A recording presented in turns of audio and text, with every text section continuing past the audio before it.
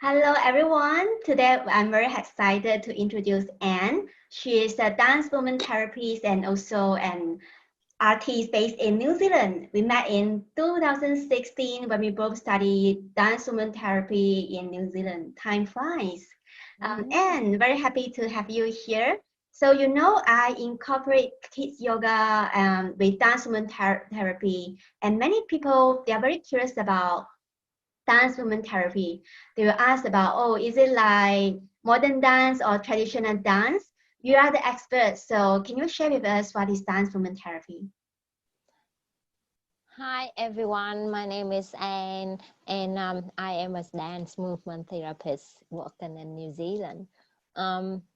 June and I we met a couple of years ago. Oh my gosh, it's Yeah. very time flies.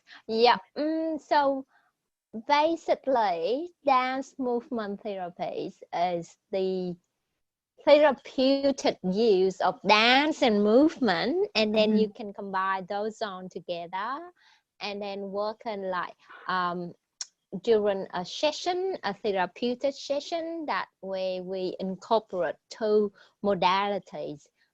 So yeah, it's not a specific way of like you doing ballet or you doing contemporary or you doing hip hop. It's kind of like a combinations of everything. And sometimes we can do drawing, sometimes we can do singing, sometimes we do a bit of performance. So Mhm. so it's kind of um like we normally say a hot pot where we Mm. put a lot of things into one combined practice Mm. Mhm. for different type of purpose. Yeah. Right. And how does it benefit children? Well, like in Yeah. movement particular, like when you're born, when you Yeah. first come out of your Mm. mother womb, you already move. Mhm. So movement is kind of like a language that we communicate together. Mhm. Since we don't know how to, since we don't have a spoken language yet. Yeah. That's a particular working very well with children. Like you can teach your children to do the movement and to do the dance, to make them feel about their body, to feel more confident. uh, Teach them to do different type of boundaries, like when they feel angry, explode their emotions, Mhm. and also like improve their attention span and all those kind of like psychological issues as well. So it's in particular it's help for everyone. It's not only for children, but with Mhm. children that's the way that they communicate it. And sometimes they don't know how to talk to us yet. They don't have enough vocabulary to Mhm. tell you that they are angry or they are tired. So they use movement, they use sounds, they use different type of non-verbal Mhm. communication way. And movement and dance is just one of the Mhm. really really good tool for you to practice. Yeah.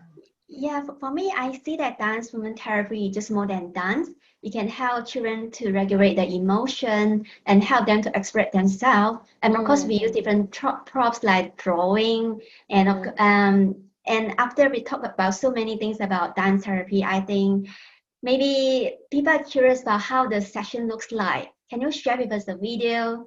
Yeah, I can Yeah. I can I can share screen one of the video. It's very short. It's not a long Mm-hmm. way, Yeah. but I think I can do that. Just give me 1 second, okay? Mm-hmm. Yeah, I just need to sort out my screen, and yeah, and then I can share. Let's see. Okay, yeah, that's good. So can you see my screen now? Yes. Yeah, so I just play in this clip, and Mm-hmm. it's very short, but this is a clip that I do in Vietnam when I came back. Mm-hmm.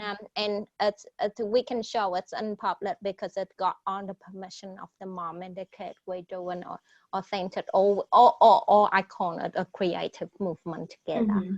So yeah, and so that's that kind of like a small introductions Mm-hmm.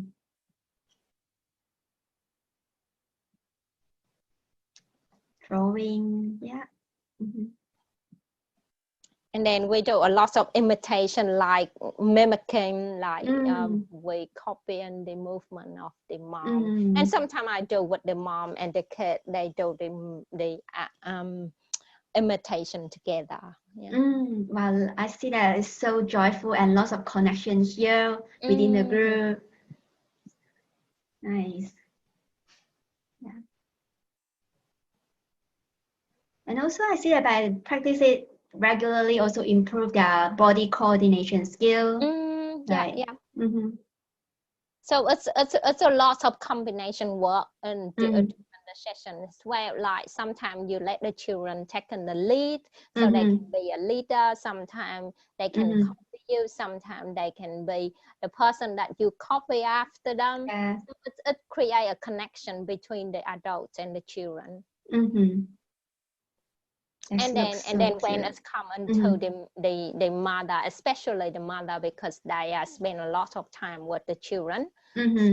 So we work with the mother quite a lot during the time when we doing the session, to say that all the tools that we provide for them to work with their children at home is what will help us to incorporate the practice in the session, and then they can apply it at home when they have time. Yeah.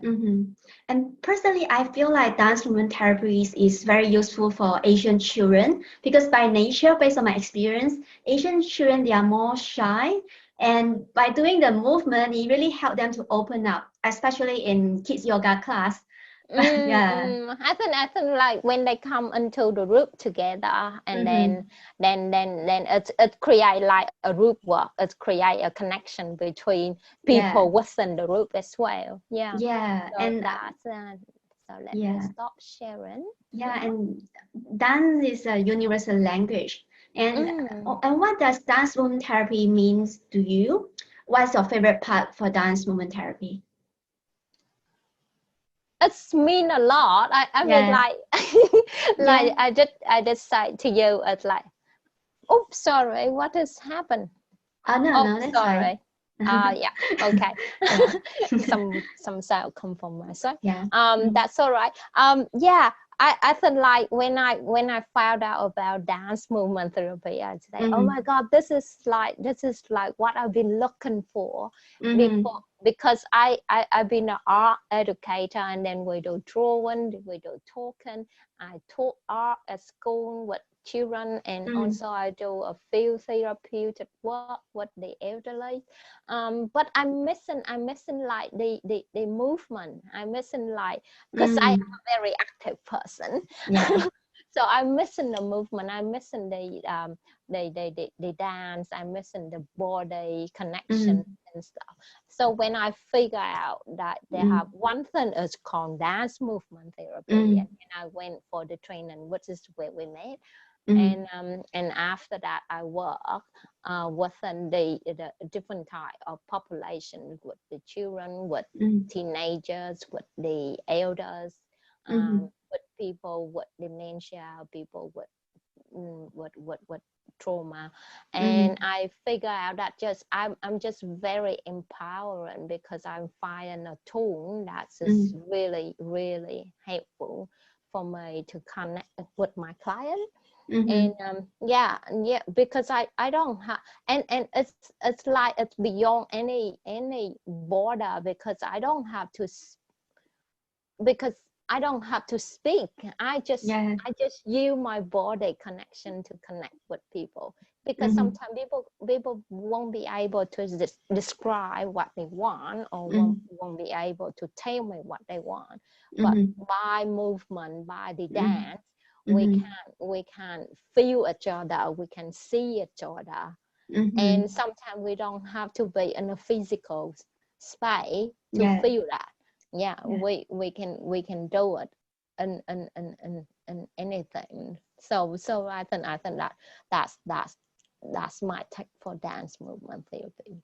Yeah, we had the online session together as well. You were in New Zealand, I'm in Singapore, but we can still dance, right? yeah, we can still dance online. And Yes. I mean that I see a lot of people who need around the world thanks for the technologies.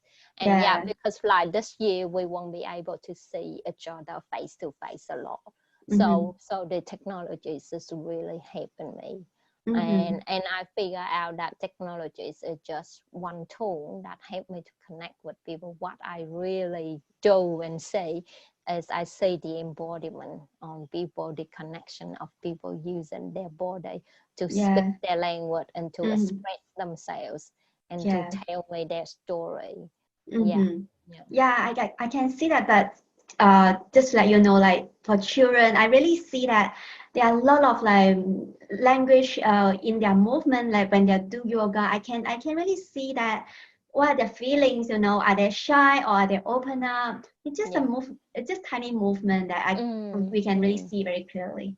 Yeah. Mm-hmm. And sometimes like language can be so manipulative, or language can be got misinterpreted.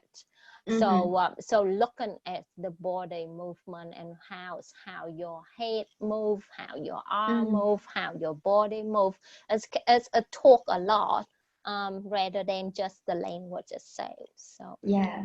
Mm-hmm.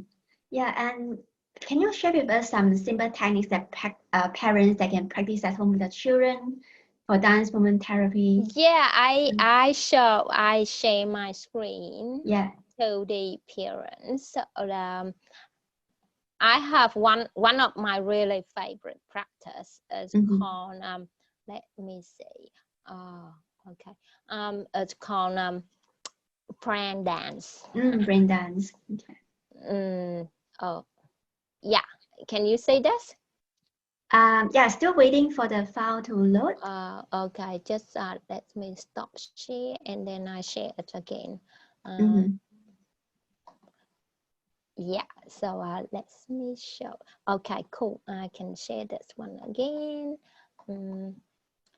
So prank dance is like a really good practice for, Mm-hmm. especially for children when you Mm-hmm. do it at home, because it Mm-hmm. got like a fundamental pattern, and the Mm-hmm. pattern is easy to practice because it's basically on children movement when they Mm-hmm. are little, like when you can breathe, you can Mm-hmm. learn how to crawl, you learn how to stand up and do Mm-hmm. on the movement Mm-hmm. for your first year of life. But Mm-hmm. using that methodologies to come into how you practice with your children at home, it's Mm-hmm. very easy because you don't have to like go into like the full on exercise. Sometimes Mm-hmm. you just like 1 minute saying, oh, now we're going to practice the breath together. So how about we blowing bubbles? Or Mm-hmm. how about imagine like we blowing a balloon, Mm-hmm. so we can help the children to regulate their breath, help Mm-hmm. them to control their breath, help them to Mm-hmm. focus into the breathing, Mm-hmm. and it's make it like a normal daily activity rather than Mm-hmm. something that they really have to practice. So Mm-hmm. try to make it fun, try to make Mm-hmm. it like a normal routine rather Mm-hmm. than telling the children that, oh, now you have to go to practice, but Yeah. make it like a game and make it Mm-hmm. like a normal daily activity. So like for example, with the tactiles, you can ask the children like how you feel your hand, how you Mm-hmm. feel your head, how you feel your toes, how you, Mm-hmm. or you can play the game like Mm-hmm. head, shoulder, knee, and toes. You can use Mm-hmm. some kind of like music or remote and to help your children Mm-hmm. to do the exercise, like Mm-hmm. like what the vestibular I normally say, singing the song like Humpty Dumpty sitting on the wall and then Mm-hmm. Humpty Dumpty spin around. So Mm-hmm. yeah, so those practice is really good for the Mm-hmm. parent to especially now you start staying at home with your Mm-hmm. children quite a lot. I have a Mm-hmm. little children on my Yeah. own, Yeah. so it's really good practice for them. I'm going to Oh, share a video of my daughter. yes. Um, um, she's practicing with her body sock. Wow. So you see it? Not yet. I still seeing the brain dance. Okay, so I have to stop the brain dance sharing, and then I share it again. Okay. Right, now I reshare. Okay, so yeah. So I play it again. Oh, so cute. So this is the body sock. So like a fabric that put it on over your body. So normally people buy it online, or I make it by myself because my daughter she said that this color, this fabric is so good. So I'm just making it, and then she want to try it. So you say they can do the practice like the upper and then the lower body. So she do the upper body. Yeah. And then you can do the lower body with the leg. And yeah, let me stop sharing this one. And then we have different type of prop for the dance movement therapy, but sometimes you can just like making something for the kid to do to play. So just give me 1 second, I can share this one. So they can, and you can use any kind of like fabric or anything in your house to try like to get the children entertained and trust their creativity, because they can show you something really cool. So let's say like say Manuka working with the Octoband. So the Octoband is another prop for dance movement therapies for working with the group. So we got like a round center place, and then we got the leg coming out, so the children can like put it on their arm to do the arm coordinations with their peer and with the groups. Or because Manuka stay at home, she have no one to play with, so she going to tie on the leg to the chair and to the table, and then she play it. All right.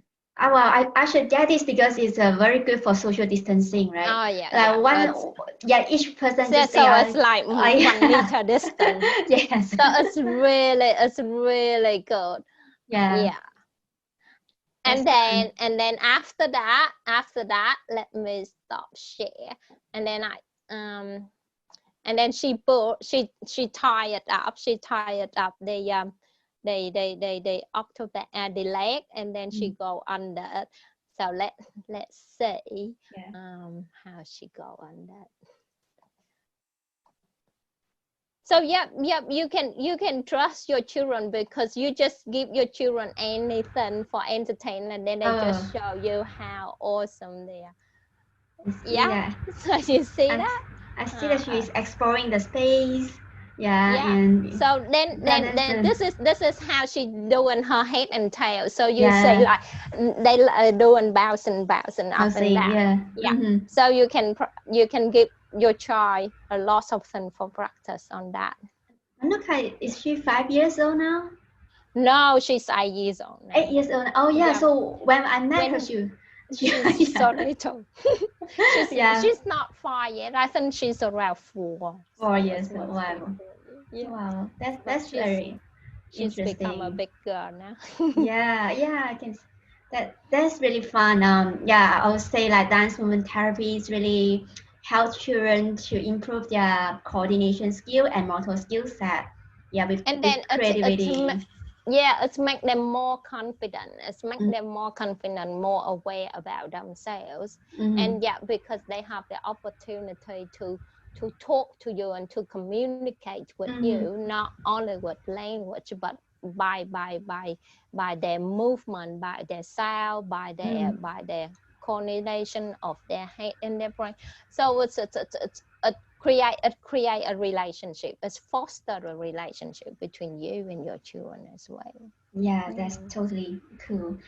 Thank you so much, and really happy to have you here. And I'm very happy to catch up with you. I hope that a lot of parents will realize that how important of letting the children to have their own movement and learn to listen to what they need, and then I mean if you give time, if you give yourself a time to observe and to listen to children, you will see a lot. You will see a lot of things that we need to learn from them. Yeah. Like my daughter teach me a lot rather than Yeah, I teach myself. Yeah, I would say children always teach us a lot, and they are the greatest teachers, right? Yeah, we say that they are our right teachers.